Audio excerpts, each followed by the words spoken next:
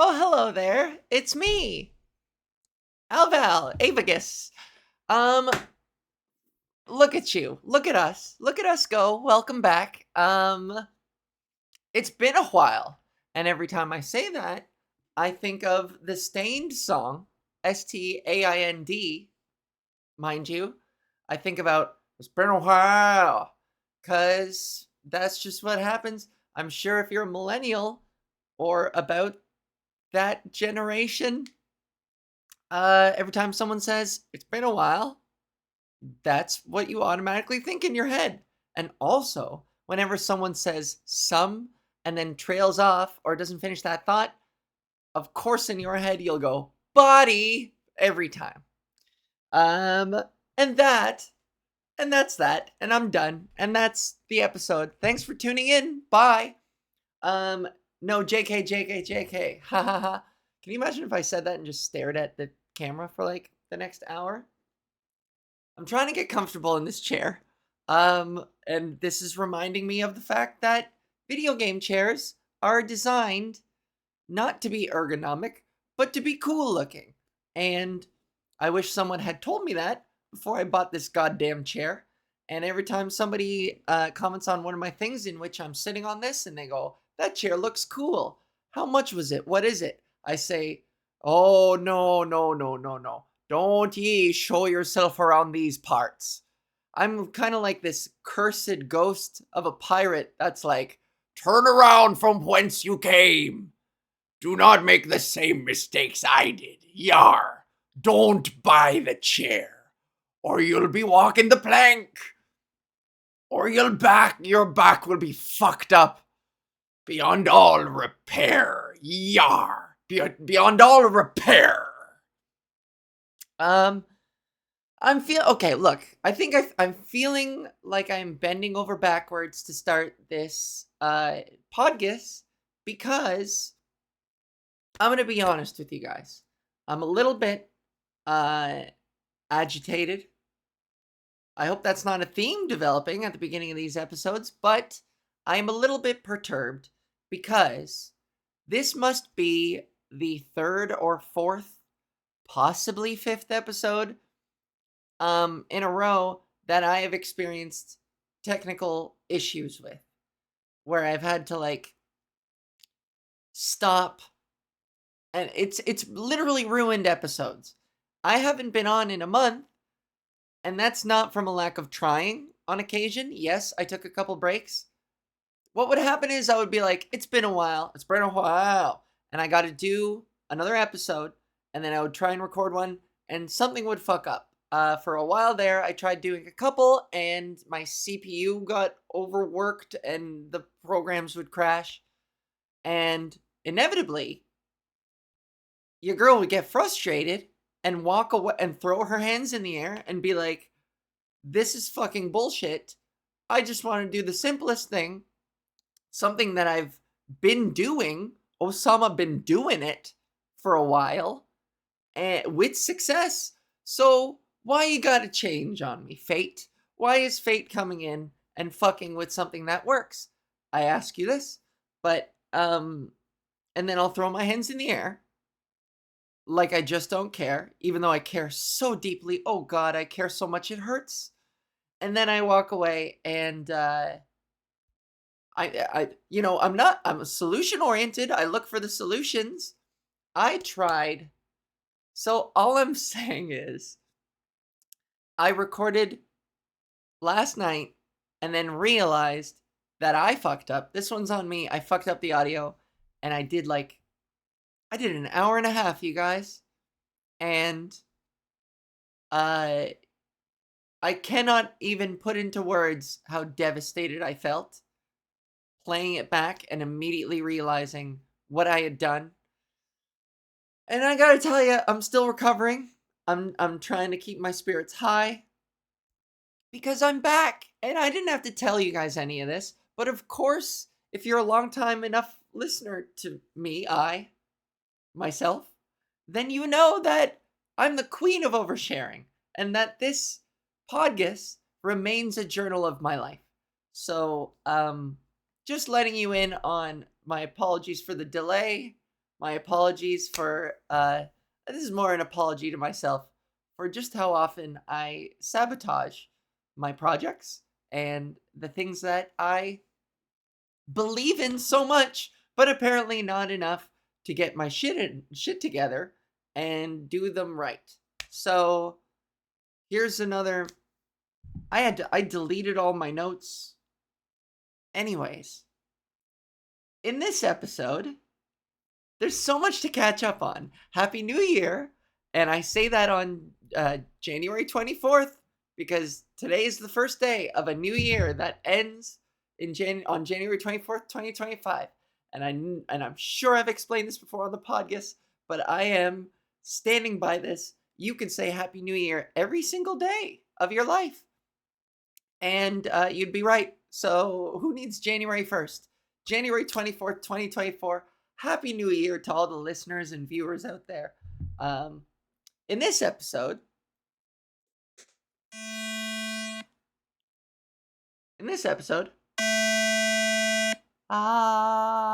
I'm going to do my best to check in with my pitch app.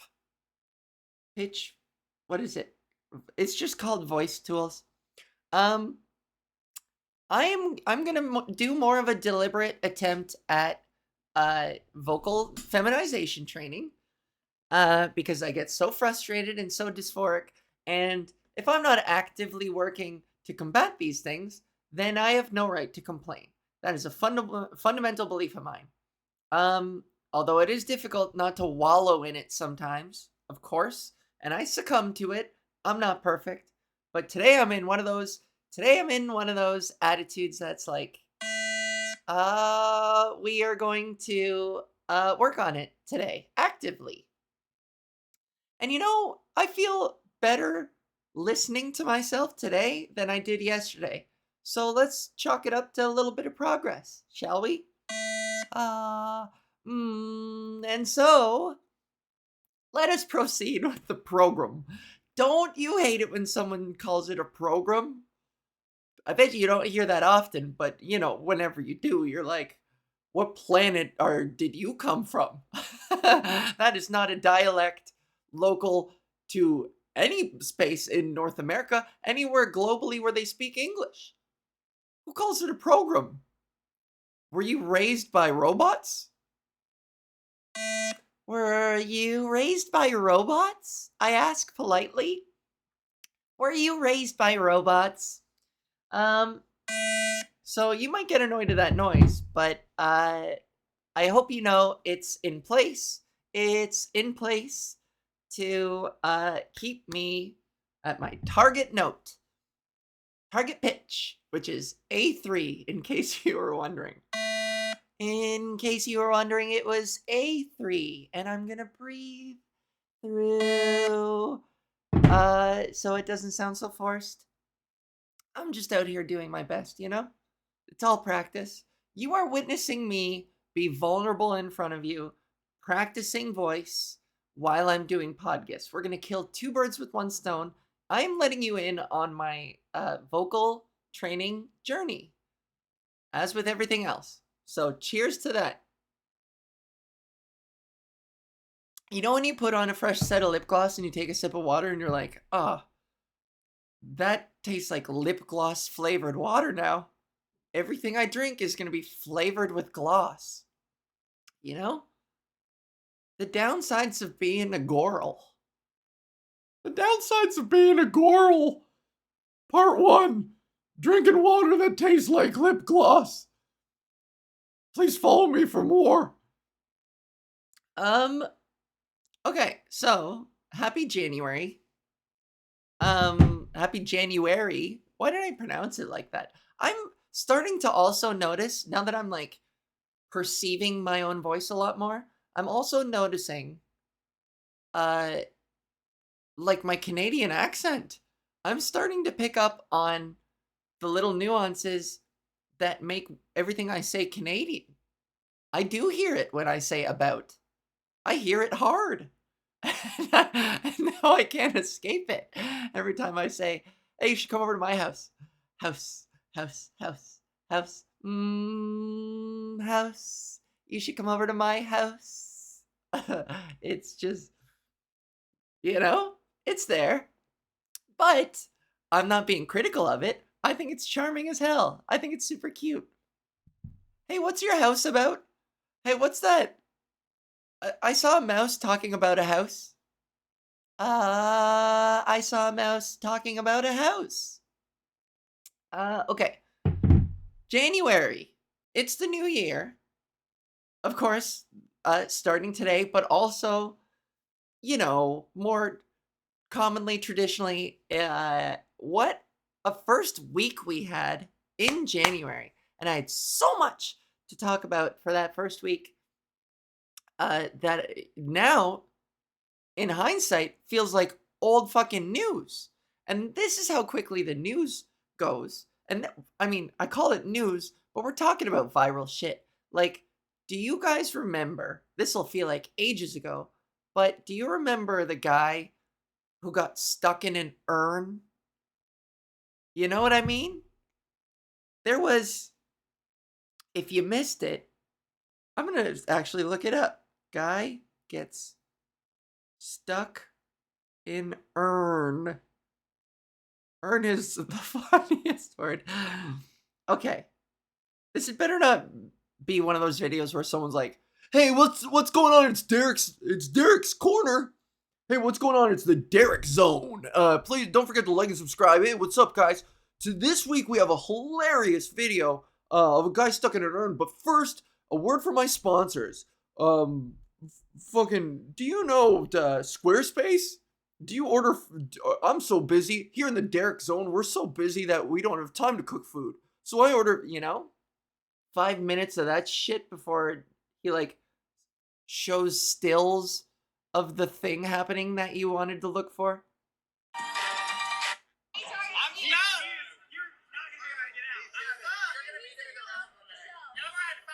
Look. He's stuck in an urn. Is it me or is the focus no good? Look at that. He's stuck in an urn. Okay, anyways. That's loud. That's loud.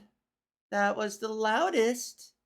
That was the loudest that I've ever heard in my life. So he got stuck in an urn at a party, and it's a really funny video if you can find it without all the bullshit of, loud music and fucking headlines that explain what you're already observing with your own goddamn eyes. Anyways, it was a party of some kind, and this guy drunkenly decided to climb into an urn, and he got stuck naturally. And they had to break him out with a sledgehammer to help him escape. And the best part is, in the original video, it's so funny. It's like this POV of the person holding the phone. And there's this parting of the crowd that happens to expose this beautiful sight of this guy who at this point obviously isn't having any more fun. Joke's over now, and the panic has set in on this guy. Meanwhile, he's surrounded by people. It's the most beautiful moment of all you see is a commotion, a hubbub, a hullabaloo of people, and it's like a POV of you being in the Amazon forest, and then you part the shrubbery to see this beautiful scene of, I don't know, a warthog giving birth or something like that. And so the camera guy, you see people move out of the way to show this this fucking frat boy screaming at the people around him, people being, of course, trying to be helpful, you should push, have you tried pushing? And he's red-faced looking up at them out of this urn like a fucking Beta Kappa Gamma genie from a fraternity, just can't you see I'm trying? He's freaking out at these people around him, trying to be helpful. Have you tried wiggling your legs? He's like, I'm trying everything. It's amazing. It's a great video. So we kicked off the new year with Urn Guy. And, it wasn't going to get any better than that. It really wasn't. And then Jew Tunnel happened. Jew Tunnel, which sounds anti-Semitic, but and now it feels like it is in retrospect, because at first it was funny just hearing the story of this Hasidic community in New York were digging a tunnel outwards from their underground synagogue, unbeknownst to anyone outside of that uh, church. It's not church. That Jewish community. Outside of that community, God, should I know this? It's not a mosque, obviously. Temple! Thank you, Stephen! Oh my god! So I almost looked like an idiot there. Thank God, I almost looked like a fool. They dug outwardly from the temple. So it feels weird calling it a Jew tunnel because I feel like an anti-Semite, but how else do you describe a tunnel made and traversed by the Jewish community? I guess that has more respect on it if you're like, the Jewish community tunnel. But then it sounds like, the YMCA. No, YMCA is owned by Christians, isn't it? There's a Jewish community center in Toronto. It just sounds like the Jewish community center on the corner of Spadina and Bloor decided to start illegally digging out towards Bathurst. If you're from Toronto, you get that I'm referencing very specific streets. But anyways, Jew Tunnel wasn't that funny for a little while. I'm going to stop saying it because it feels anti-Semitic. And I think it only feels anti-Semitic because some people would be anti-Semitic about it. So I'm just going to start calling it the people tunnel. The people with hats. The people with small circular hats. The religious people's tunnel. Let's just be completely vague about it. Listen, as an atheist, my opinion is no one is above ridicule, especially all religious people. So fuck it. I'll make fun of any fun of anybody.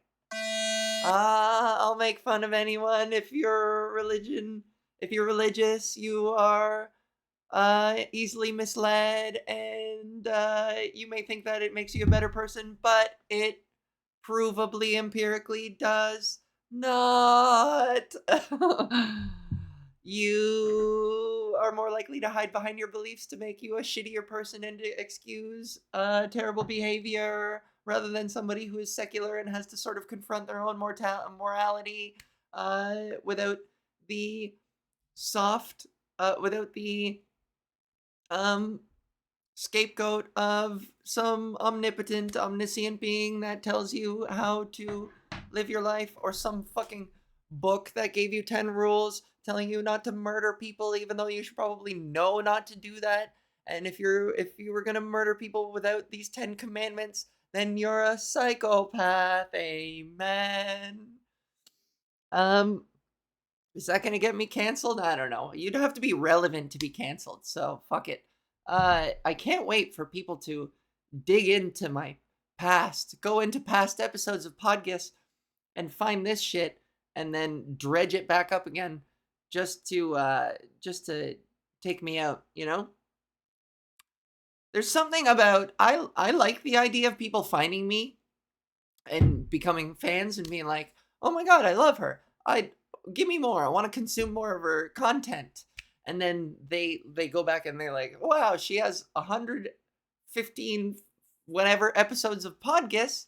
Let's go." And just starts eating them all up, and then clips a 2-minute thing like that, changes their mind very swiftly about me, despite the context of my entire body of work, just to make me out to be a villain.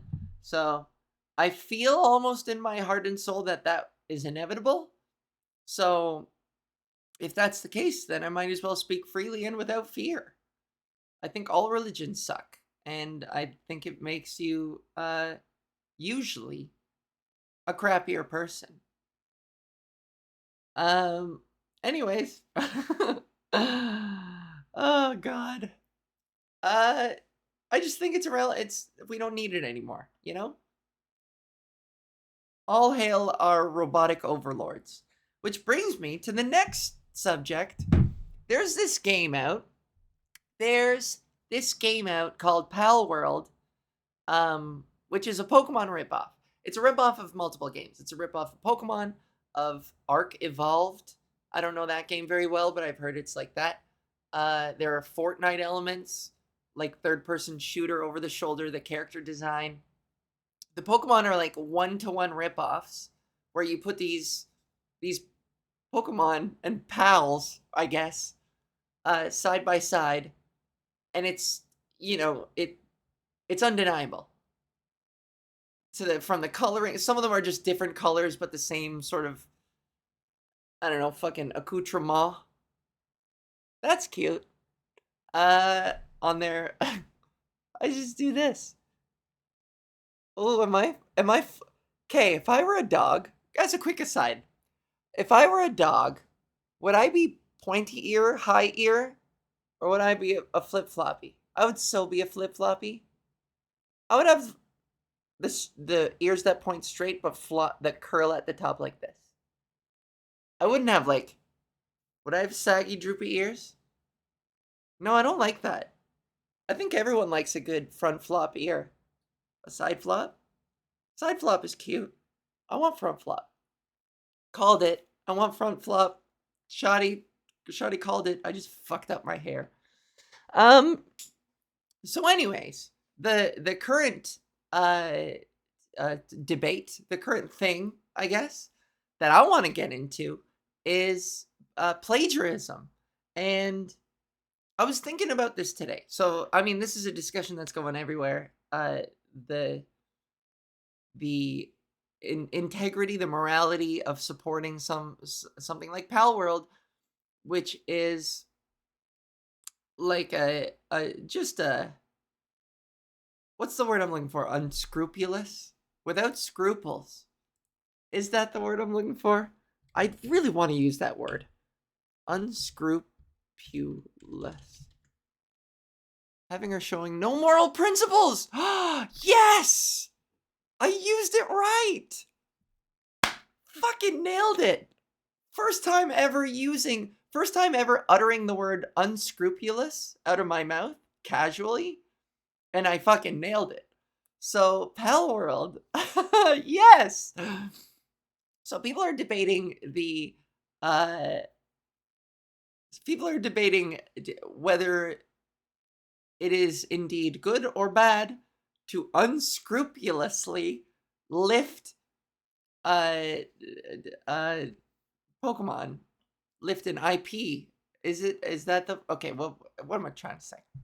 Basically, some people who are pro Pal World are saying, "Hey, this is what this will breed competition, and Pal World will influence Pokemon, will finally take a slice out of Pokemon's gigantic pie." And let's be honest, they're not lacking in filling right now, because it's like the most $1 billion of all video game franchises, of course. It's the most billion of all of them. And where I lost my train of thought. I just think most billion is a funny thing to say. It's the most billion of all time. God damn it, what was I just fucking saying? I'm losing my goddamn mind. Let's reset here. I think it's because I said unscrupulous and now I'm all fucked up. I was so excited that I used unscrupulous. That's the unscrupulous horn. Every time I say it, every time I say unscrupulous, it's gonna put me back here. Oh, fuck. Okay, what? God damn it. Oh, so so there we go, I found it. People are saying that a new franchise like this would light a fire under Pokemon's ass. Game Freak are the developers of Pokemon. It would light a fire under their ass to actually put a little bit more effort into their games, because by all Pokemon fan accounts, the quality has been steadily decreasing, and they've put out a series of disappointing games. They're on a roll downhill. uh, and so people are saying that, you know, the huge success of this Pal World thing will actually force them to be like, well, now we have to compete. So in that sense, I understand that. But I think it sets a dangerous precedent. And I think the similarities are far too close for it not to ring the plagiarism alarm in anyone's head that would put these two side by side. And I think it reflects a wider problem that I think is developing generationally. And I don't want to be an old crusty hag blaming TikTok for everything, but I have observed, I have noticed a steady increase in the looseness that we care about plagiarism. Plagiarism is kind of getting this moral chipping away at it as a faux pas. And especially with the rise of AI, where people can just sort of pass off quality, as the quality with which they can pass something off increases, the moral ground of what plagiarism is really getting shaky. And I think, and I swear, I think it started with lip syncing trends on TikTok. I think trends in general, what is a trend if not a series of people just copying what is popular and just presenting their version of the identical thing? You know what I mean? And like, I've seen so many like lip syncing on all social media. There will be videos of somebody just like flapping their jaw on camera, nothing else in the camera. They're just flapping, and some like, not just music, but like somebody saying something fun and interesting. Usually it's a sassy black woman saying something inspirational or cool or funny, and it's a white person flapping their jaws and pretending to be that funky black woman. And I guess that's a modern acceptable way of impersonating a black person, or closest to. I don't know. But I think the fact that like lip syncing is such a culturally acceptable thing, celebrated even, that has paved the way for a lot of shakiness in how we handle plagiarism. Because, you know, some of these videos, somebody could like lip sync a joke that a comedian tells, and then their video will go viral.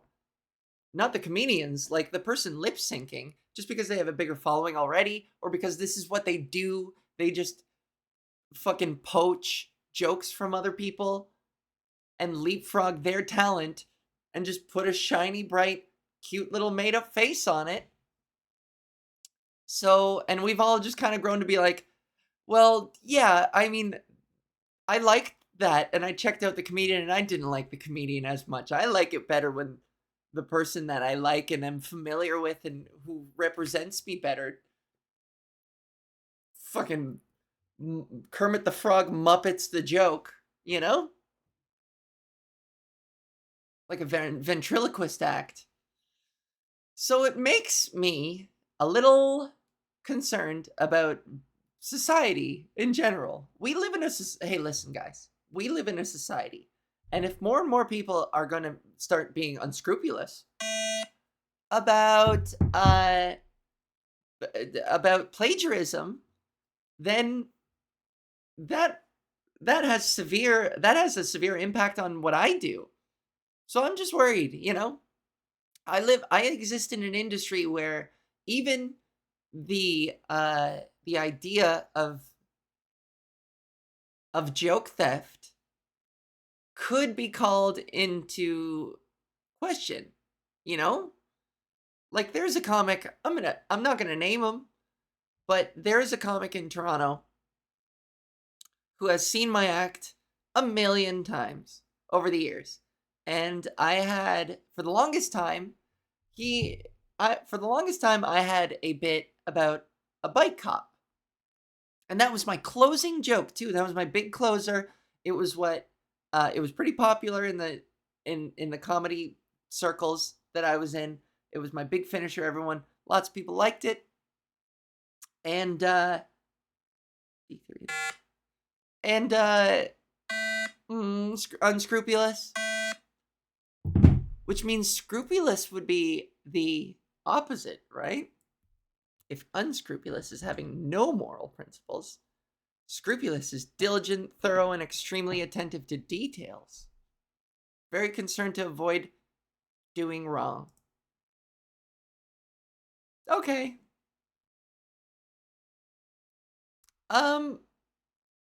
But yeah, so this comic has seen essentially he's seen this bit a million times, and over the past year has developed a bit about horse cops. Now, on the one hand, I probably don't have a right to call him out for plagiarism because they are two different types of cop. However, there's similarities that make me personally uncomfortable, and not from a jealousy standpoint. It's not like I can watch him do his act and be like, those are my laughs, they belong to me. But like, the more I see him do it on shows that I'm on, the more annoyed I get, because it's like,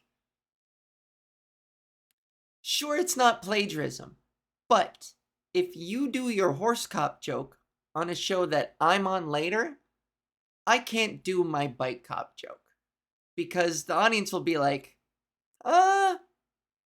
this feels a little redundant. And I think that at its core is what makes me feel a little plagiarized, is that they are similar enough that I couldn't do my bit distinctly from his. And so I have opinions about that.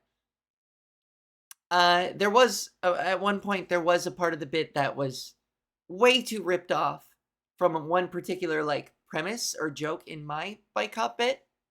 So I did have to corner him to be like, "Hey, you've seen me do this a million times." And he acted surprised and was like, "Oh, what? I've never heard that part." And I was like, "Okay, but I don't care. Don't do that part."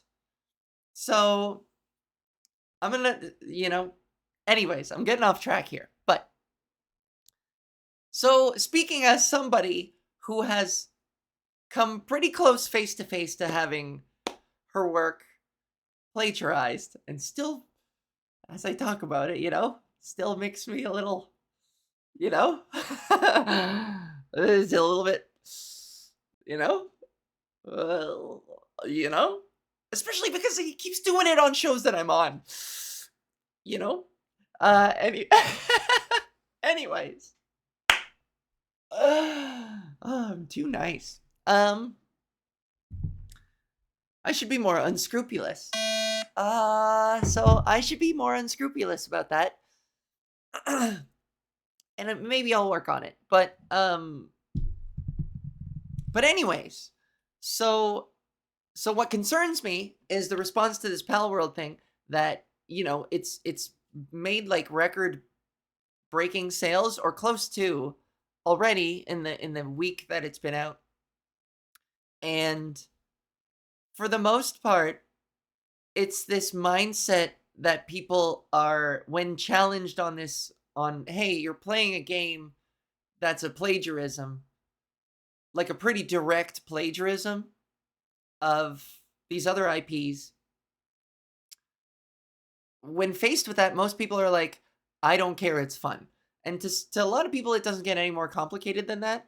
And that kind of makes me sad that people aren't sort of reflecting maybe a little bit more deeply. You're allowed to find things fun, but you should probably and on the one hand, like, I feel I get the desire to, like, shut out the world and be like, God, I'm so tired of having everything I do and interact with and consume just fucking contemplated to death and debated to death and discoursed into fucking oblivion. I can't enjoy things anymore because everything that I engage with is some issue somewhere. And I get that. I get the need to escape. However, it's hard. I feel this way because by extension it fucking affects me directly. It's plagiarism. I think that, yeah, I think we owe it to ourselves to set our standards a little higher. And you know, if you're willing to set aside the livelihood of, we're not just talking about an individual, because these things have implications that maybe aren't readily apparent to you while you're playing your little game, but like, it this is only the first precedent of a number of precedents that we're setting that are eventually, that could potentially lead to the loss of jobs. Jobs plural, not just one developer, one spiteful developer who was maybe transphobic or something. And in your head, you're like, yeah, fuck that guy then. I don't care if he lost his job. I'm good. Good. But we're talking multiple people. When if multiple transphobes lost their jobs, you know what? I would be cool with that too. But what? Fuck. What point are you fucking making? Ava Lila Algus Valueless? Oh, my brain is being unscrupulous. My brain is being unscrupulous and it's scrupuling me up. Oh, fuck. See, fuck. When the episode I recorded last night, I articulated all of this way more eloquently. And I had a good, I listed my points very factually, and here I am fucking floundering around. Ugh. Anyways, I try my best not to have my morals dictated by the masses, but the masses tend to, a lot of people hold a moral virtue in common. Well, maybe that's a dangerous thought to finish. If the masses hold a common virtue, that doesn't inherently make it good. I'm walking that one back. Doesn't inherently make it good, but I think enough people have raised the plagiarism alarm that we ought to reflect on what we fucking consume, is all I'm saying. If your favorite TikToker is somebody who all they do is lip sync and trend jump and do dances, like, I'm not saying don't enjoy that person, but let's maybe support the people, the originals, the people who, like, who first came up with the thing itself, you know? I guess. I'm not preaching like pro Pokemon here. This isn't me defending Pokemon too, by the way. You know how, like, everyone's got to throw in a dunk, you know? Twitter was made for dunking on and nothing more. You know, you quote tweet somebody with your little headline statement, boom, you fucking dunk on them. It's not made for discourse. It's not made for, like, debate and exchange of ideas. It's made for headlines, and people's opinions are simple because they are derived from simple headline tweets that are worded in such a way that are a dunk on someone else. So you'd kind of feel embarrassed to support the person who just, the donkey. Although, hey, Donkey is a great YouTube channel. He played Pal World though, so I don't follow him anymore. No, that's not true. I love him. He's not a plagiarizer, he's an original. What the fuck am I saying? I think I'm done. I think I'm done with that point. I'm gonna move on. I just worry about plagiarism. Fuck, I had an interview for a magazine today about my upcoming tour, and like we started talking about this, and I explained myself better then. And I know I don't need to have to tell you. I know I don't have to tell you guys this because like it's irrelevant to you, the listener, the viewer, that you're like, yeah, stop saying you said it better. We're only here now. I never got a chance to hear that shit. And you're right. And I'm gonna move on. What else happened this year? See, as soon as I was done talking about all that stuff, I deleted it off my notes, and now I don't remember all the stuff that I talked about. So fuck you. Anyways, I just don't want comedy to become obscure because of AI. And I'm pretty proud of my delivery and my charisma, because these are things that make me unique as a performer. These are the things that make me me. These are, I'm sure, characteristics that have drawn you to be a fan of mine. My wild gesticulations with my hands, my big eyebrows, my big facial expressions, my voices. I could go on about all the things that I'm sure you love about me. But I just worry that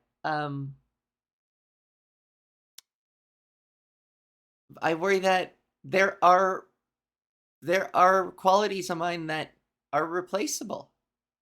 There are qualities of not just me, not just any other comic, humanity. Because like George Carlin, I saw an AI thing of like an AI. It was George Carlin's voice doing AI written George Carlin material, talking about AI taking over, and how much better it is than human beings. And it was like a polished 4-minute stand-up bit on AI in the voice of George Carlin, and frankly, it was pretty good. It was clever, and it kind of made me clutch my pearls a little bit. So ever since I saw that, I'm pretty intimidated. Not gonna lie. They're coming for my jobs. They're coming for my job. Just as I started to get my goddamn legs under me, just as I started to get my feet planted. Listen, people who are pro AI are pulling on a thread that makes me nervous, and they're being unscrupulous. And they're being unscrupulous about thinking critically about what they're doing and the long-reaching consequences. Let's move on. Let's move on. Let's move on. I am a man before I'm a man. I am a man before I'm a man. That was a song from Guitar Hero 3. How do I look that one up? I want to find out what song that was. What song was that? Oh shit. It was a metal song. Guitar Hero 3 track list. It was called Before I Something. Steve might know. Steve! Steve probably put his headphones in. Steve is like a lifeline. I'm only allowed using him once or twice an episode. And I already used him for the Jew tunnel. For the temple tunnel. Temple tunnel. That's what we should call it. 3s and 7s. Yes. That is such a sick song by Queens of the Stone Age. Oh, is it Before I Forget? I think it's Before I Forget. Top metal song of the decade by AOL. Pack it in, boys. Pack it up. Everyone else, pack it up. AOL called Before I Forget by Slipknot the best metal song of the decade. Pack it up. Pack it up, everybody. Pack it up, pack it in. I think it was Before I Forget by Slipknot. I am a man before I am a man. I am a man before I am a man. I la la la la la la la. Metal goes so hard, but metal also takes itself so seriously. When it takes itself so seriously, it's so funny. Devil Went Down to Georgia, that was a fun song. Speed metal. I could get into speed metal. I'm into that. Oh, Before I Forget is new metal. See, I should know, as a bit of a musician myself, I should know genres and categories with a little bit more precision and distinction. Because I'm looking at all these genres on this track list from Guitar Hero 3. And, there's a lot that just says rock, which I would agree with. But, I would never know what the difference between hard rock and rock is. Because check this out. Lay Down by Priestess, which is one of my all-time favorite songs, by the way, and it's the song that I always request to come out on stage to. If you don't know Lay Down by Priestess, you ain't shit. And you need to put a pause on this. Pause this. I'll wait. But I also won't. I'll just keep talking because you can obviously resume whenever you want. But pause this and listen to Lay Down by Priestess. Do it now. Go for it. Okay. I assume you're back. That song. Okay. If you didn't do that, then trust me, cue up the song and just listen to the opening 10 seconds.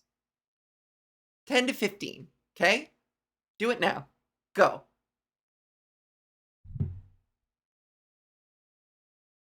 What key is it in? I know they tuned it down. Did they tune it down? It's in D sharp or something. I think it's tuned down a half step. Hang on. We're going to find it. La. We're going to find the key.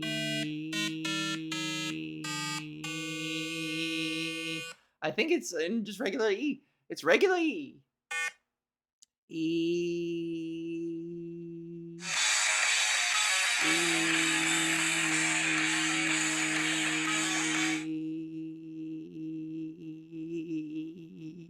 E.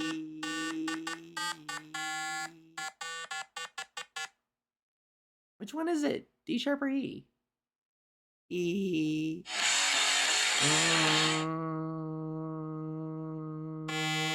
It's D sharp. It's tuned down to D sharp. Wow, sorry about that, guys. I really had to figure this out.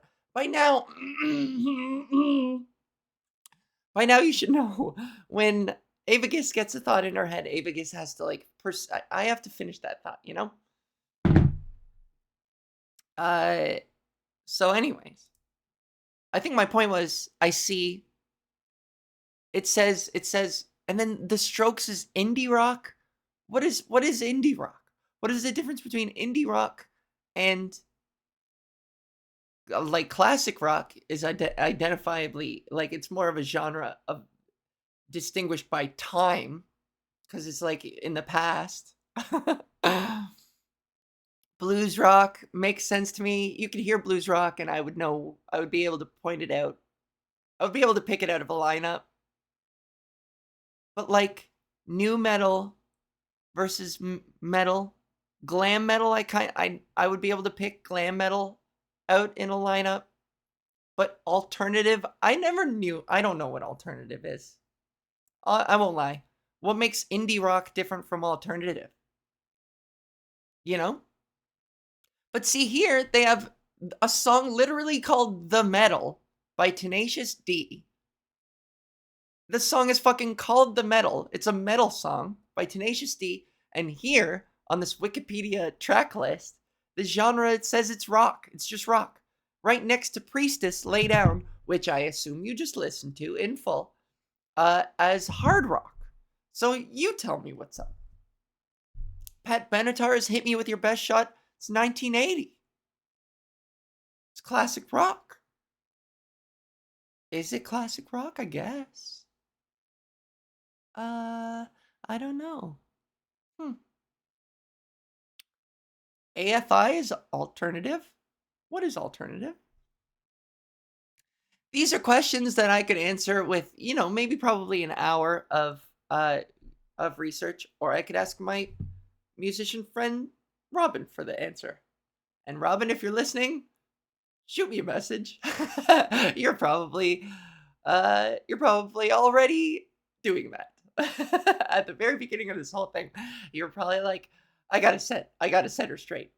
And thank God for you. Just missed a call from an area code that I don't recognize. You know when the digits are weird, It was, what number is separated by like 3 and then 2 and then 2 and then 2 and then 2, Is that Australia? Did someone from Australia just call me? Did someone from Australia just call me? Did someone from Australia just call me?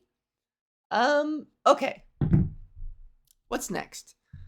I'm putting my leg up on my ankle, but now my ankle hurts. Oh, this is a fun, interesting thing that you ought to know. See, I ran out of things to talk about, even though I talked about. See, I heard the Canadian in there. See, now I can't. Now I hear it all the time. But I talked about so many things in the Lost episode. I mean, it's not lost, I have it, but I'm not going to show you it because it sounds like trash. It sounds like I'm holding a fucking walkie-talkie way too close to my mouth, and I'm being chased by Slender Man in the woods, and I'm screaming a podcast episode at you. It doesn't sound good.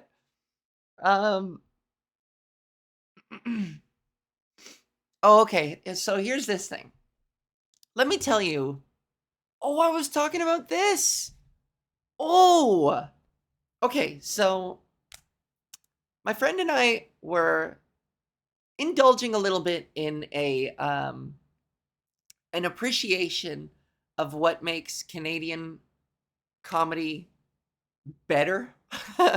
What makes Canadian comedians typically better equipped to tour the world and to break out in other markets is the structure of a stand-up comedy show is distinctly different in Canada as it is in America and in Europe. And you wouldn't know this unless you've traveled to other countries and done shows in other countries, like club shows. But the format of a stand-up show here in Canada, I'll start there, this is me theorizing, all right? Strongly, though. I won't subtract from my argument. This is me strongly claiming that this is what makes Canadian comedians better. Part of the reason of what makes us better globally is the structure, inherently the structure of a club show in Canada is the MCs here in Canada are professional comics themselves. And they're comedians with their own X amount of time of material, at least a half hour, and who are usually trusted in that role to do a lot more crowd work because you are the master of ceremonies. You are essentially the host of the show. There's a reason why they call you the host. You are, in effect, the host of a party, welcoming people in, introducing yourself, bantering with people. You're warming everybody up. So you can't just go up there and say, "Good evening, everyone. What is the deal with airplane peanuts?" It's just jarring and weird, and we don't get to settle in. We don't get a sense of who you are as a human being because it's almost televised. You're just broadcasting. There's no exchange. So the MCs in Canada are trusted to be like one of the better performers on the show, sometimes in league, in cahoots with the headliner. Now, of course, the headliner should be the best, but a great headliner makes they don't necessarily make a great MC, but a great MC always makes a great headliner. No, I take that back. A great you know what? I don't take that back. A great MC will usually be a very good headliner as well. Because you are able to adapt. You are able to organically move from topic to topic, pluck out some crowd work, and then whatever that conversation was about, you can ease it into some crafted material that you already have in your archives in your head, and you seamlessly weave in between so that the audience doesn't, it's like a little magic trick. They have no idea that they're being charmed using improv and their act, which of course the headliner can do, but you as an MC are more obligated to like welcome people in. So at least that is the more widely kept Canadian theory of club comedy. So whereas, and then there will be the MC who does like 10-ish off the top, and then a guest spot who does 7 usually unpaid minutes. Depending on the club, they might toss you whatever. But the guest spot is usually like a showcase 7 minutes. You know, we call it a showcase 7, but I'm just letting you know that's shorthand for a showcase 7 minutes, which showcase means essentially your best work that you would put in front of someone who is looking to hire you. You know, like a TV set would be, if you are planning on doing this for TV, you are doing your showcase set for broadcasters or talent scouts. You know, you're showcasing. So anyways, MC, guest spot, unpaid, from a new up and coming comic who's like not quite there yet, but is good enough to get that shot, you know? And then you got the middle act, which is like 20 to 25. And then you have your headliner do like 45 plus minutes, 40 to 40 plus 45. Now in America, it's very similar, but the difference is their MCs are amateurs. They grab the guest spot, essentially, and they duplicate it into the host. So you do have, it blew my mind. The first show that I ever did at an American club, it was called, it was in Michigan, Lansing, Michigan. I think it's closed. There were 2 X's in it. Comedy club. Man, I should remember this. It makes me sad that I can't remember this. Comedy club, Lansing, Michigan. I remember it. Something that ended in 2 X's. Connections. Is it still up? Is this still a thing?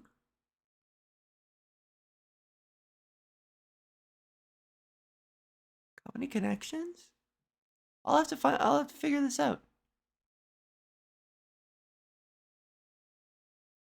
And then I can reach out to them and go do the club sometime. That's cool. Is it still up? Sorry guys, gotta find this out.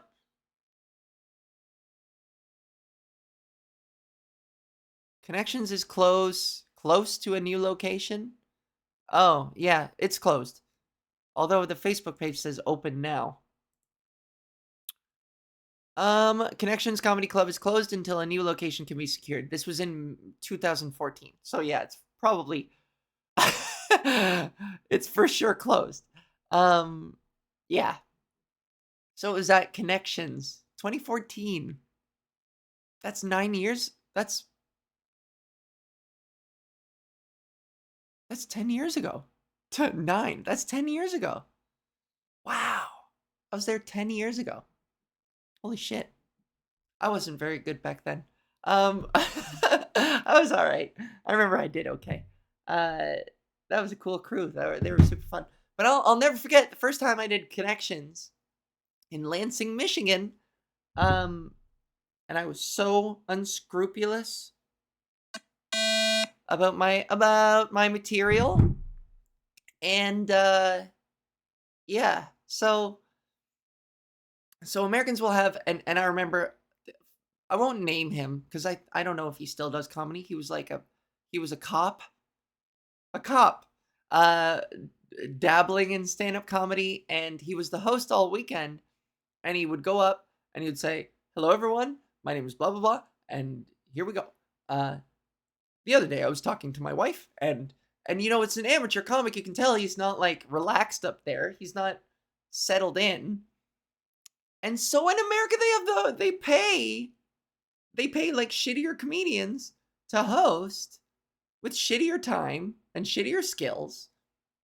And so my point, and then, okay, before I get to my point, and then in Europe, it's way different where they have an MC and they have four acts, or at least this is how it was run when I went to Norway, and I hear that it's similar everywhere. So I'm only really speaking about Norway specifically, but I've heard that this is a common system, that the format of having like a headliner carry the weight of 45 minutes at the end of a show, and essentially be on stage for half or more than half the amount of the show. Um, Instead of that, they have an MC come up and do 10 to 12, and then they have two acts, one after another, that each do 12 to 15. They have an intermission in the middle of the show, which is, I get it. Maybe that's a good idea. If you've got a good MC who can pick it back up again after the break, then by all means, that's why you hire a professional. And in Norway, the MC was fantastic. I think he spoke in Norwegian, but it sounded like he was doing great. Um, I mean, everyone in that show spoke Norwegian, so I have no idea how actually good they all were, but they all sounded great. They all sounded good, and I think they were all touring comics too. So it was all the same to me. It was great. I think they're all pros, and I think that's like, so. Oh yeah, so after intermission they have two more comics, and so the first one after intermission, the third comic, does 12 to 15, and then no, or like 10 to 12. They all do 10 to 12. Listen, let me get this fucking. They all do 10 to 12, except the host. They all do 12 to 15. God damn it, Al. They all do 12 to 15, except the host does a little extra time when you add it all cumulatively, between their opening part and their second opening part. And then the headliner only gets like 5 minutes more, like 15 to 20 minutes at the end of the show. So, like, the idea of a headliner, whereas in North America is like, we're talking marquee, like, you're coming to the show to see a lot of this person and others. Like, headliner in Europe is just like, yeah, it's the last person on the show that just does a little bit more for you, you know?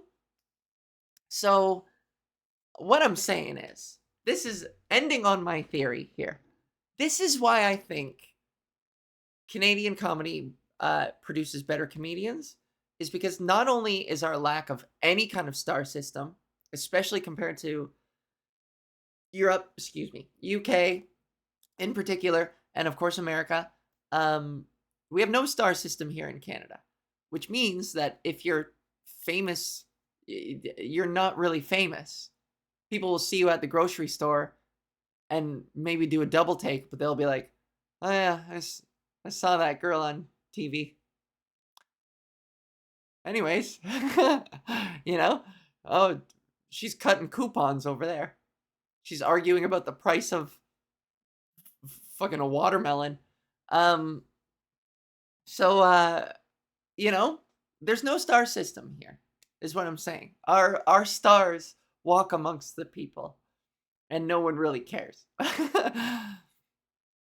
But also, like, you have to you have to work up to you have to work up so long and so hard to get that 20 minutes to make you hireable to comedy clubs.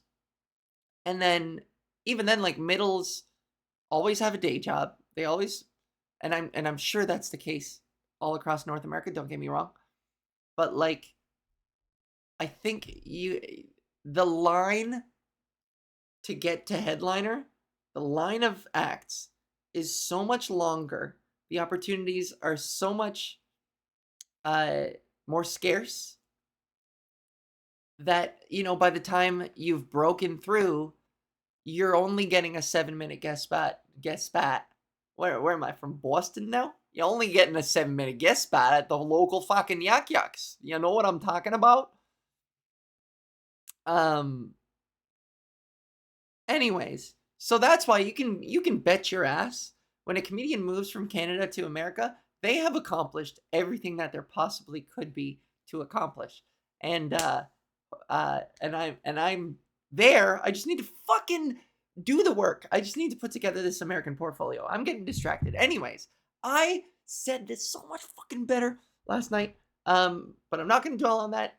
Listen, my point is, while I have done every major comedy festival in Canada multiple times, I have been to Just for Laughs 3 times.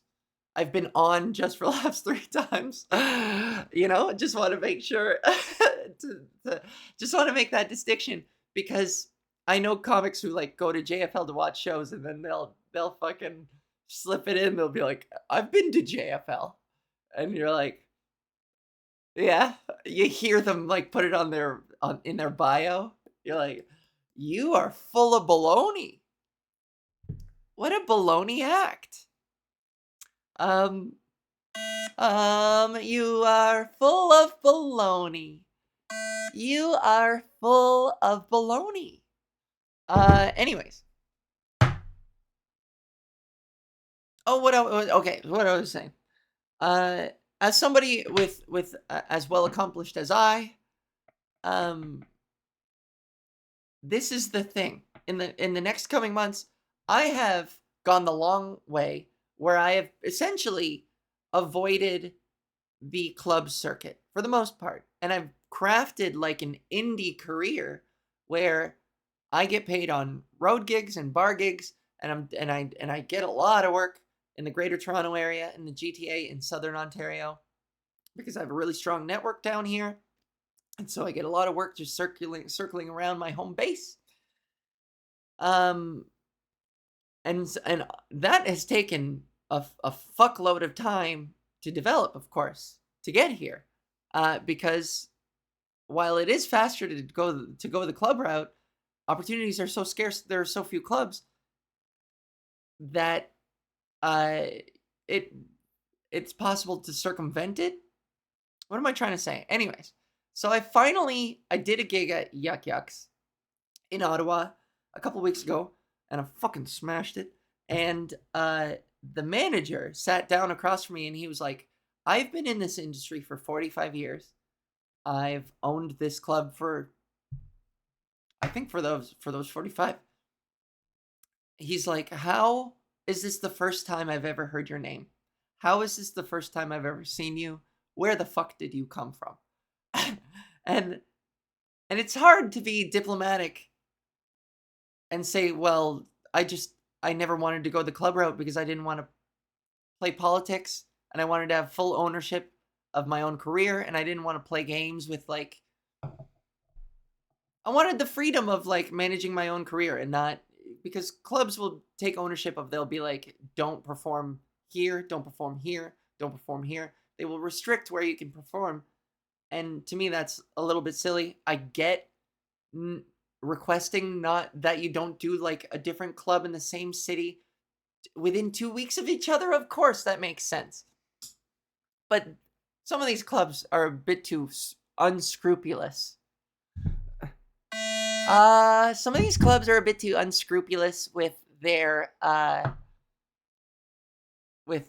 strictness, with their, you know what I mean. So anyways, this is fuck, Algus, this is the most boring fucking thing of all time. Or unless you wanted to know about the industry, then this is the most exciting thing of all time. I shouldn't judge, but I shouldn't be so unscrupulous to myself. I got distracted. This is such a fun lip gloss thing to play with. It's so cool, and it's dense, it's heavy. This would really hurt if you bonked someone on the head with it. Anyways. So between Yuck Yucks, which is the biggest comedy chain in Canada, and the Corner Comedy Club, which is a small club in Toronto, I always figured that if I made enough waves outside of the club circuit, if I got these festivals, if I made a name for myself beyond that, I would be able to kind of walk in and be like, here's my resume, here's my body of work, here's a whole bunch of footage, years and years of footage of what I'm capable of. Please fast track me. Put me to work. I always figured I'd be able to do that.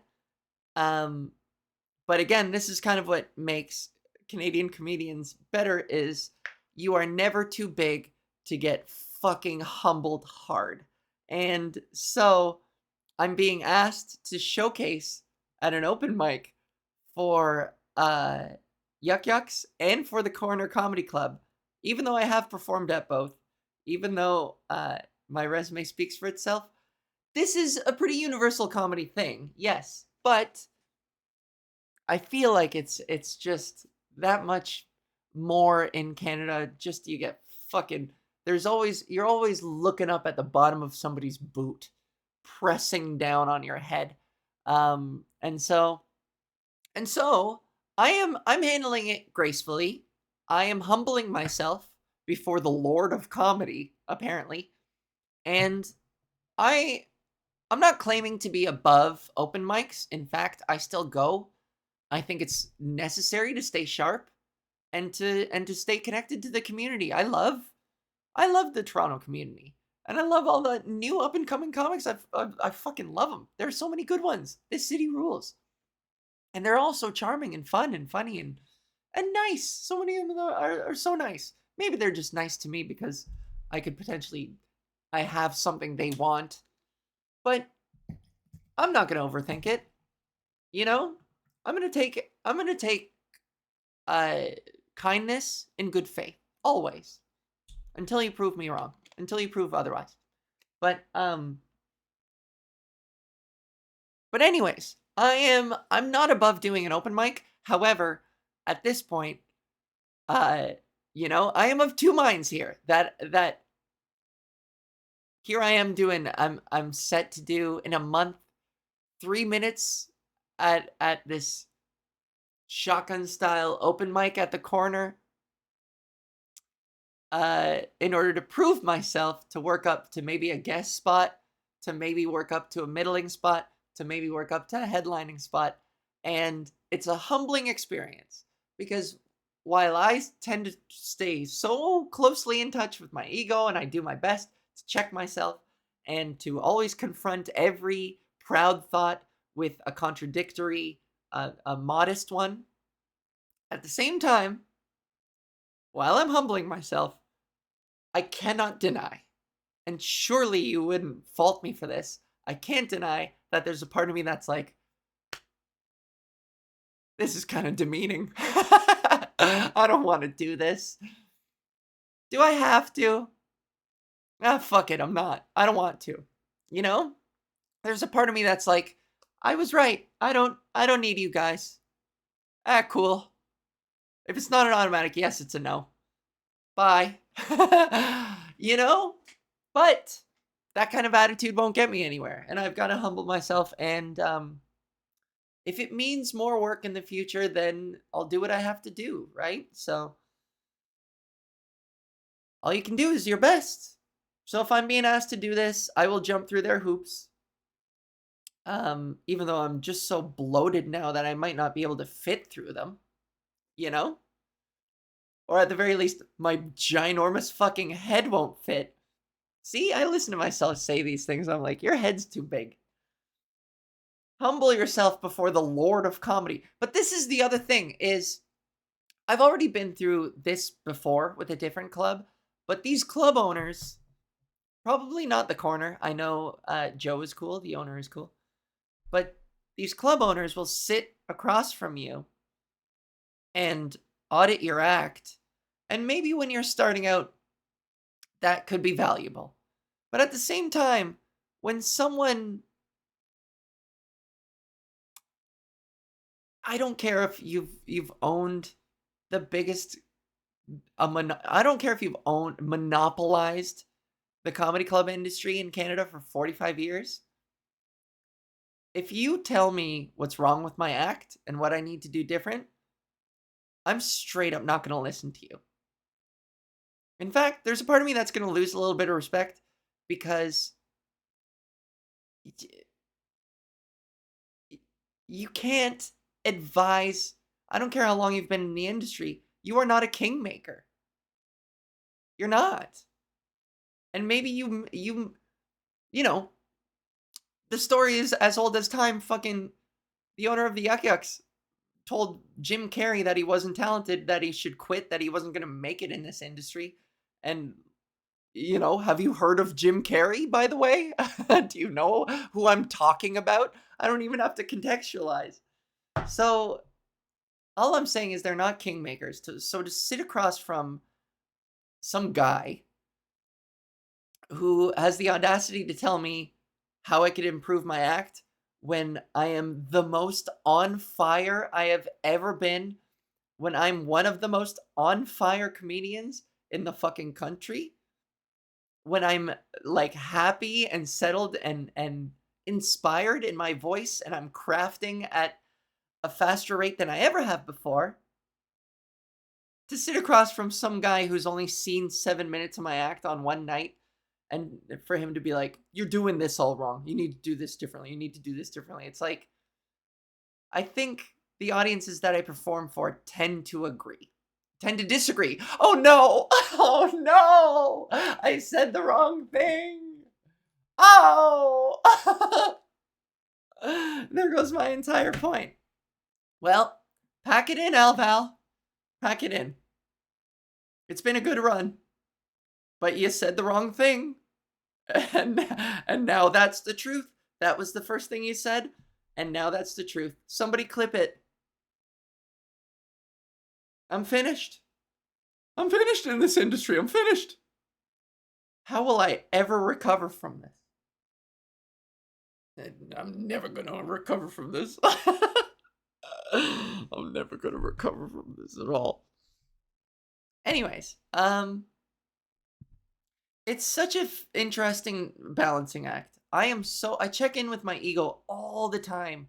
I don't want to be that person who has an ego, who has an insufferable ego. And I don't think I do. But neither do people with egos. I mean, some of them acknowledge it, but I try to stay steady, but all I'm saying is I can't lie. It is a bit demeaning to be asked to do an open mic. You know? I'm on fucking TV. I was. Who knows? You know, maybe I stopped being funny a while back. I get it. It's your asset. It's your comedy club. You want to see me actually do my thing, and I get it. I get it. I get it. I get it. I'm being unscrupulous. I'm being unscrupulous, and I need to take all of that back. I take it back. But also, the metal by Tenacious D isn't just rock. It's metal. It's the metal. Anyway. Was there anything else I wanted to talk about? There was a lot. Oh, I'll end on this. God,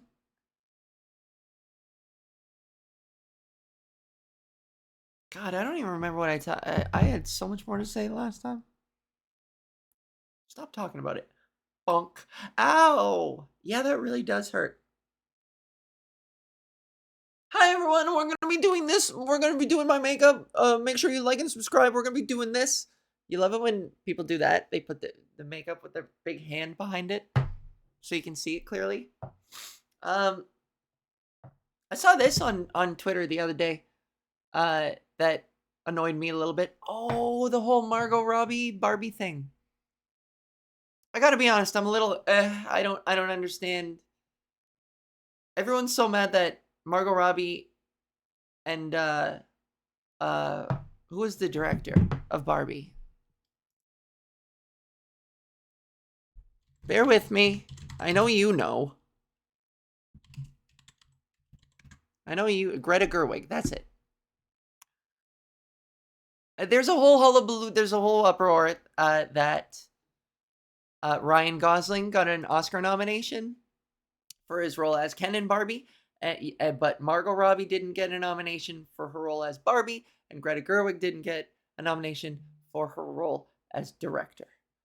Not role, I guess. It's not a role if you're part of the crew behind the camera. Anyways, I'm being unscrupulous right now. I've used it so often. I know by now I am abusing the definition. I'm not using it appropriately. But let's not be unscrupulous. Let's talk about. So this is the thing. It's not like I don't understand. I understand the optics. I get why the headline reads, Ryan Gosling gets Oscar nom from feminist movie, and the lead feminist character and the director of this iconic feminist movie that made billions and billions of dollars did not. I get why that is the headline.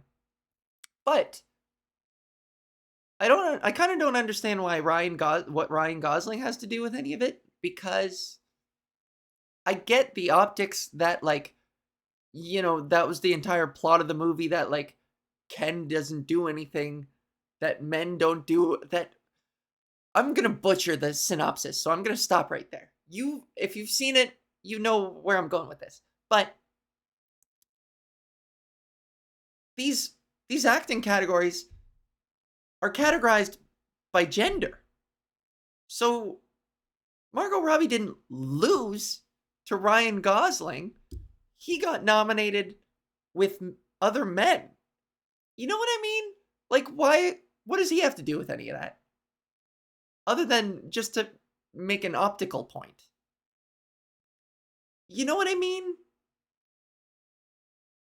Like, he didn't beat her in anything.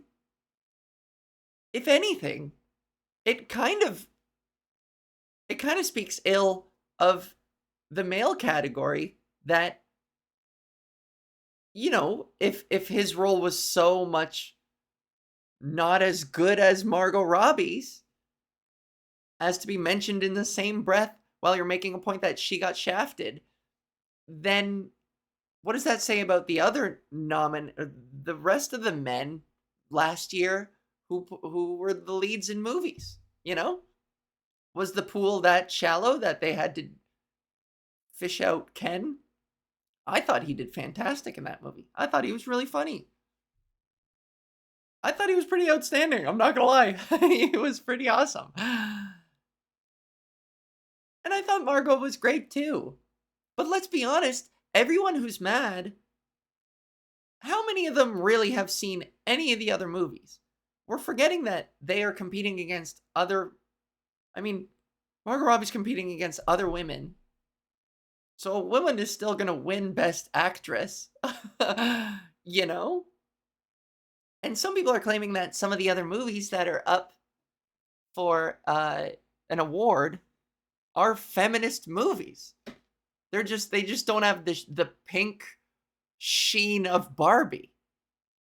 And also, you know, let's be honest, Barbie was also a massive advertising vehicle for Barbies and for vehicles. It was like a car ad in the middle of it. So, you know what I mean? Like, the outrage, I don't know what to think about it. Because a part of me wants to be like, part of me wonders if I'm a bad feminist for not blindly just being like, yeah, that's wrong. because I loved the movie. I loved it.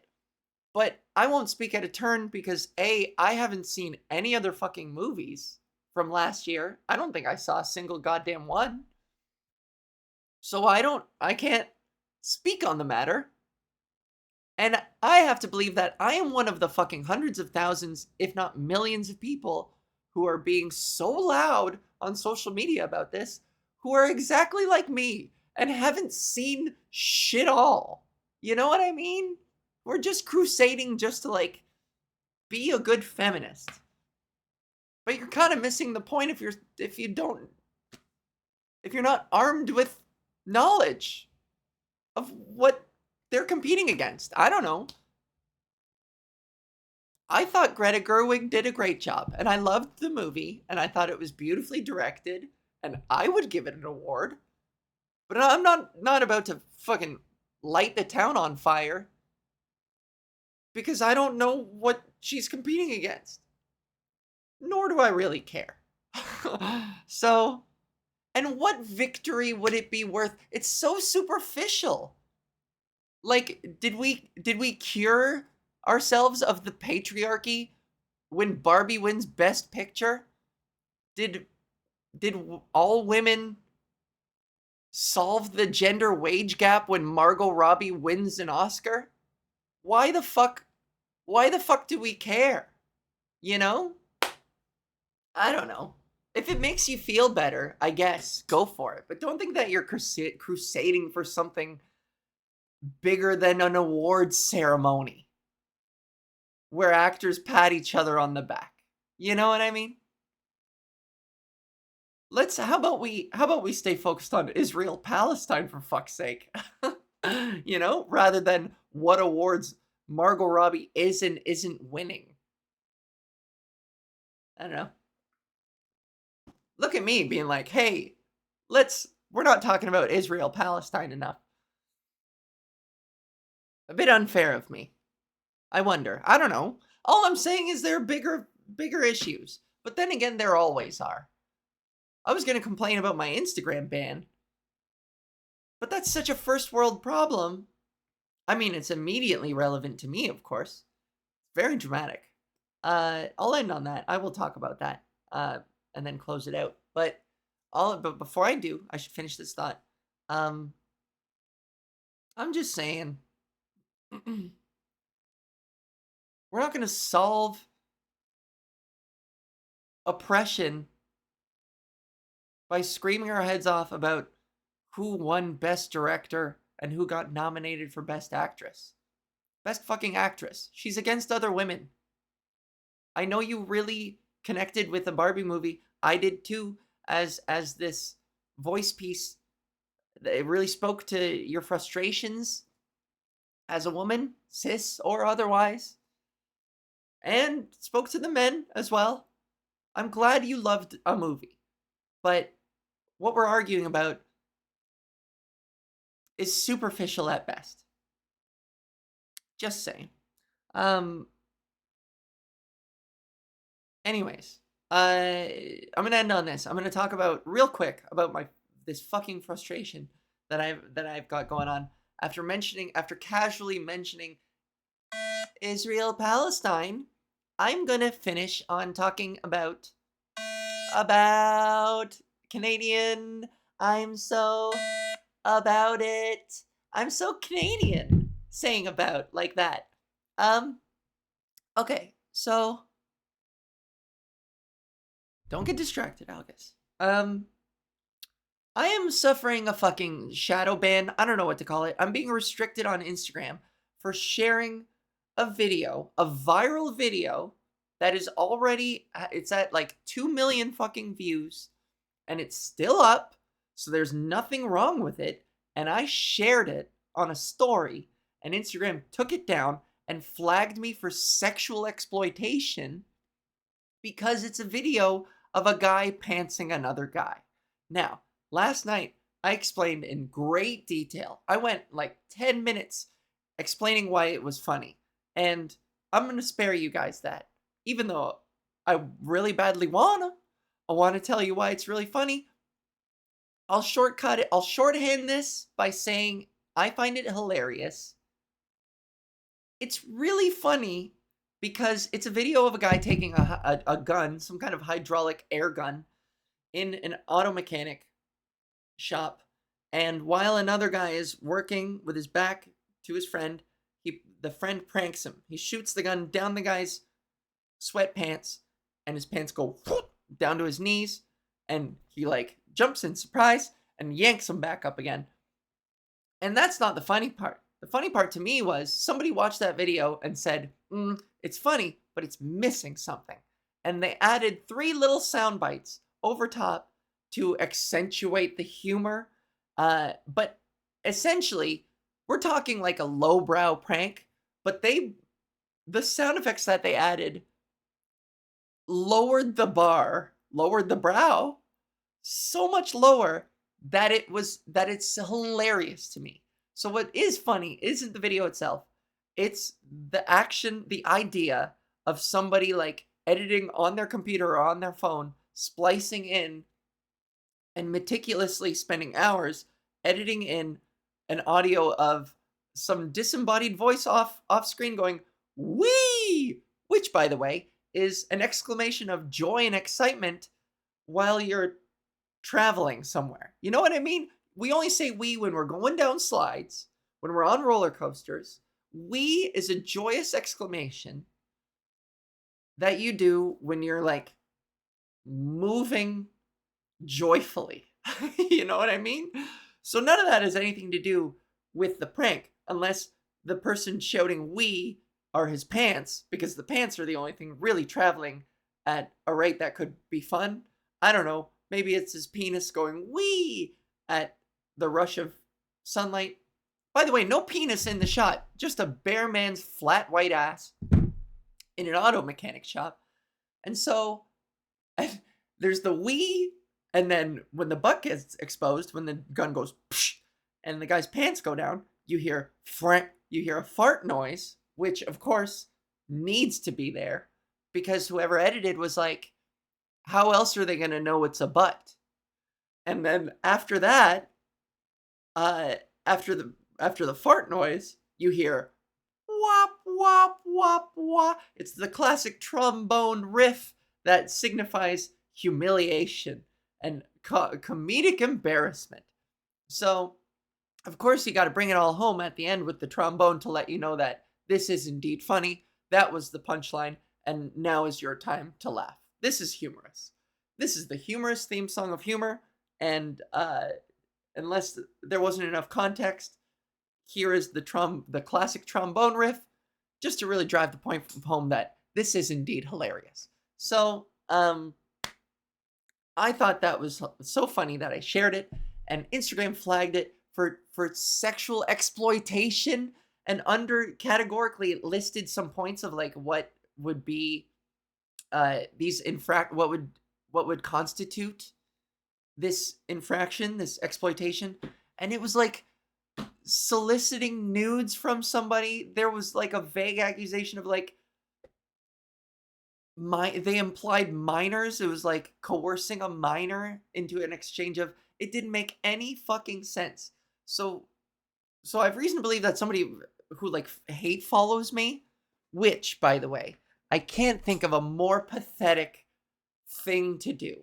I can't think of a sadder waste of time and energy and bandwidth to live your life with someone so rent-free in your head that you venture to like sabotage them.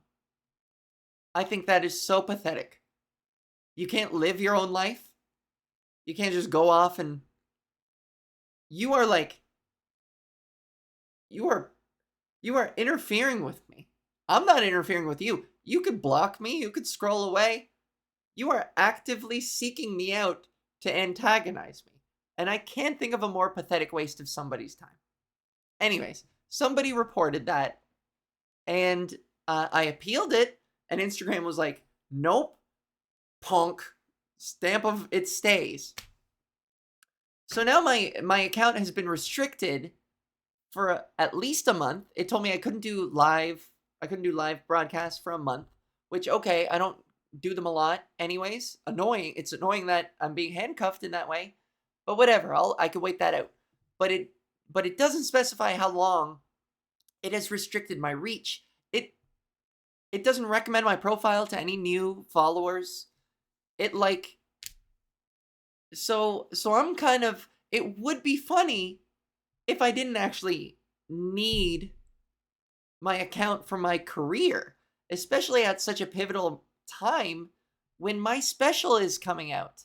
My special is fucking coming out in a month or two, and I'm gonna need, and that is my vehicle for new fans. This is how I get new fans. I splice it up, I advertise it, people share it. This is the culmination of fucking 17 years work. I've put so much, you guys have no idea how much pressure I'm putting on this to succeed. No one knows how much pressure I feel that this needs to make things happen for my career. And so if this fucking Instagram ban for a perfectly innocuous pantsing prank interferes with my career, I'm gonna kill myself. I'm gonna shoot myself in the head. I don't know what, I'm gonna walk into a lake and no one's gonna ever see me again. Bye. Is she wearing any kind of swimming material? No, she just walked in. She just said bye. She had no letter, nothing. She checked her phone, went, ugh, all right, bye, and then walked into a lake. Took her phone with her too, so we have no idea. Wee! Wah, wah, wah, wah. Can you imagine? Somebody took footage of me walking into a lake to commit suicide, and audio putting over top. Wee! The three things. You know what I'm talking about? I really lost steam at the end there. But anyways, my point is, I'm trying to have a sense of humor about this, but like truly, the effects are kind of devastating. I've been really upset about this, and I don't know what to do. Because whereas most people advise me, they're like, oh, you just go here, and then you go here, and then you go here to find that information. They'll literally show me a video of them like finding the, you know, the menu and clicking on the thing. But when I open the menu, the option isn't there for me. It just isn't. I don't know if my Instagram is fucking different from other people's. I hate it when that happens. When I look for advice for a tech issue on the computer and they're like, oh, it's easy. You just open this menu and then you find that option and you click on that and then you go here. And I'm like, it's not there. I don't even have the fucking thing on the menu, you know? God, nothing bothers me more than that. And a list of people underneath who are like, wow, thanks, that was so easy. And it's like, what fucking ghost program do I have? What evil clone program do I have that's missing a couple fingers? You know? Anyways, I can't appeal it. I can't. And I don't know how long this ban lasts. I don't know how long these restrictions last. I hope that they last as long as this live ban that they've put on me. I would be hard pressed to believe that they are permanently punishing me for this when it's my first and only infraction of this type, of course. First time I've ever been flagged or punished for this bullshit. It's ridiculous. I would laugh if it wasn't, if it didn't actually fucking hurt my career. So I hope it lifts before my special comes out. So it's a good thing that this special is taking so goddamn long. It's in production hell right now. But the next draft, I think, might be coming out. They might be sending it to me this weekend. So we are making progress. And I'm being so scrupulous with the material, and I'm taking great care, and I can't wait for you guys to see it, and I'm gonna need your help fucking advertising it. I don't know how to ask in a not pathetic way, but if this fucking ban happens, I'm gonna either have to start from scratch and start a new goddamn profile, which I dread the thought. But I mean, I could change my name to Ava, but I mean, it would be a catalyst for a name change. But I'm gonna need your help. Like, of course, when this thing comes out, help me make it work. Help me make it happen. It's really good, and I'm proud of it. So make sure you share and tell somebody about it. And if you're a fan of this podcast, please, I encourage you to do the same with this podcast. You know, because I'm back, and I've decided to post on a Wednesday routine. I know this is coming out late, as of I'm about to wrap it up at 7 p.m. and then I have a phone, and then I'm gonna eat, and then I have a phone call with my parents. So this probably won't go up until like late Wednesday night. But I've decided I'm gonna start putting episodes out on hump days. Hump day PodGis. Hump day gis. Hump day gis. Because it's easier for me to record on a Sunday, Monday, Tuesday, Wednesday even, than it is on a weekend before a Monday or even a Tuesday. This gives me a little bit more cushion. I'm going to try and keep motivating myself to do this because I sometimes miss it, and I miss you guys, and I miss the feedback. I do. You know, I even miss the fucking transphobic people who like maybe stumbled upon my video, heard 5 seconds, and decided to comment some shitty thing before they moved along. And I'm really proud of you, transphobes. You go ahead. Shoot your best. Look at you making a difference in the world.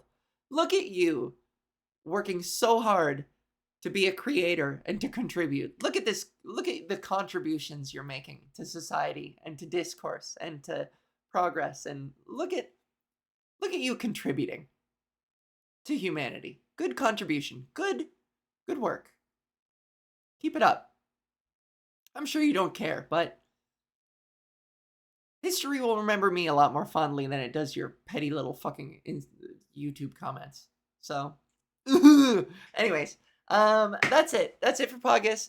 My stomach is grumbling, and if I continue this any longer, you're gonna start hearing it into the microphone. So I'm gonna go eat. Have a good week. Don't get stuck in an urn. I know urns can be tempting. I know you can look at an urn and be like, I bet I could fit in that. I bet my boys would think that's really funny. You've seen it now. You've seen someone do it, and you've seen the consequences. So let's evolve with the times, and yeah, maybe let the urns earn on their own. Let the urns earn, and let the humans human. Okay. And then I'll fucking keep reporting in. So stay humble. Stay humble like me. Okay. Thank you for listening. Thank you for watching.